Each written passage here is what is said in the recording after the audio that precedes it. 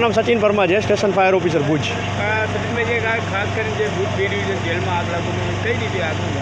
3:30 પોણા 4ની આજુબાજુ અમને કોલ મળેલો કે ભાઈ સબ ડિવિઝન જેલની અંદર આગ લાગી છે. એટલે તાત્કાલિક અમે એક ગાડી મિની ફાયર ફાઇટર રવાનો કર્યો હતો.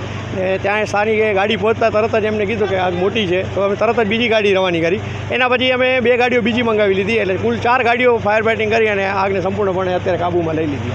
કેટલા વાહન એ વાહનોનો અંદાજો તો ત્યાં કને જે સ્થાનિક જે એમના અધિકારી હોય એમને ખ્યાલ હોય. બાકી તો અમે તો આગ જ્યારે લાગી ગઈ હતી અને અમે આગ બુઝાવવાની કામગીરી કરેલી. આગ પર કાબુ મેળવવા કેટલો સમય લાગ્યો? કેટલા લોકો? 1.5 કલાક લાગ્યો અને ઓછામાં ઓછા 20 થી 22 જણા લોકો સામેલ હતા. સ્થાનિકોએ મદદમાં પણ જોઈન્ટ હતા અમારી સાથે.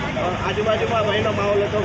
કઈ રીતે લોકોને આશ્વાસન આપવામાં? અંદર અમે જ્યારે અંદર પહોંચ્યા ને ત્યારે અંદરની સાઈડમાં જે જગ્યાએ દિવાલ હતી અને જે સાઈડ રેસિડેન્શિયલ હતો એ સાઈડથી અમે પહેલાં ફાયર ફાઇટિંગ ચાલુ કરવાનું એ લોકોને કહી દીધું હતું. મોટી ગાડી આવી એટલે તરત જ ત્યાં કને ફાયર ફાઇટિંગ ચાલુ થઈ ગઈ.